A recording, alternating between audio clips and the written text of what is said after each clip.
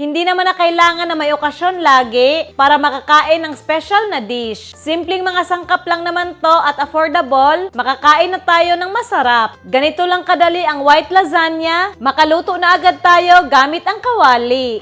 Nagluto ako ng lasagna, sinunod ko lang ang instruction na nasa packaging. Hanguin at i-drain lang. Tinabi ko muna. Meron akong 3 chicken breast dito. Ninipisan ko lang to oh. Maglalagay lang ako ng asin, paminta, onion powder, garlic powder, Spanish paprika, mantika para madaling lamasin. Lamasin lang hanggang sa likod. Okay na to. Itabi lang muna. Then, magpainit na tayo ng kawali. Maglagay ng konting oil, pang prito, at i-fry na natin tong mga chicken breast.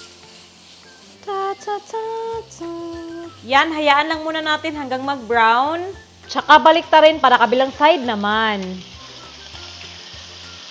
Madali lang maluto ang chicken breast. Ito naluto na. Hanguin na natin.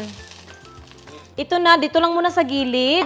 Sa same na kawali, magtunaw ng 2 kutsarang butter, mag-isa ng sibuyas, bango, bawang, maglagay ng 2 kutsarang harina, tapos paghaluin. Fresh milk or evaporada, 1 tasa muna. Yan, dahan-dahan nating ibuhos. Yan, haluin muna. Ganyan na halong-halo na, kita nyo naman na sobrang lapot. Magdagdag pa ako ng gatas. Yan, bali 2 tasa lahat. Yan, pag ganyan na halong-halo na, dito ko na ilalagay ang 1 pack ng all-purpose cream. Paghaluin ulit. Timplahan ng asin, paminta, konting asukal, at kalahating chicken cube. Panghuli, 1/2 cup na easy melt na cheese. Paghaluin, ayan na, hayaan lang natin itong kumulo hanggang medyo lumapot. At ito na, nag-simmer na at lumapot na yung sauce, oh. Yan. Okay na to. Then, itong mga manok, hiwain lang natin. Ganyan lang, oh. Then, ihalo natin dito. Nagtira ako konti for toppings. Yan. Yan, oh.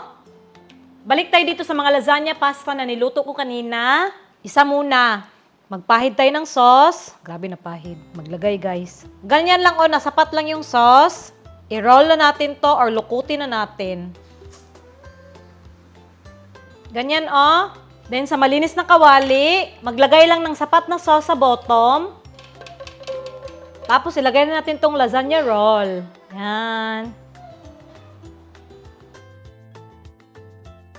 Yan lahat, 12 pieces. Madami pang sauce na natira, so ilalagay natin dito sa taas. At para tuluyan itong matakpan, maglalagay ako ng easy melt na cheese sa ibabaw. Ito na, tapos yung tinira kong chicken breast, itoppings natin sa taas.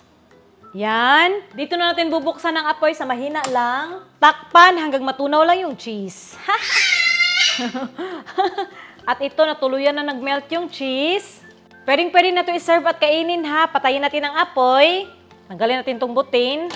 Para safe lang, gagamitan natin ng torch para mas maganda tingnan. Nabili ko ito sa SM ha. SM Grocery.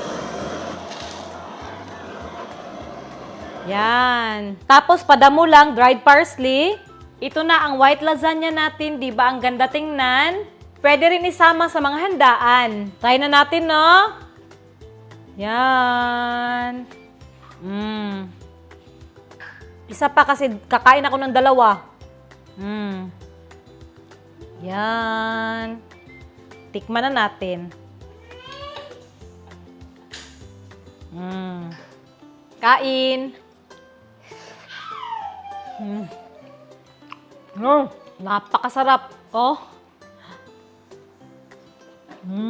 Yan sa loob. Oh, may chicken. Subukan nyo rin to. Oh, sobrang sarap. Sobrang dali pa.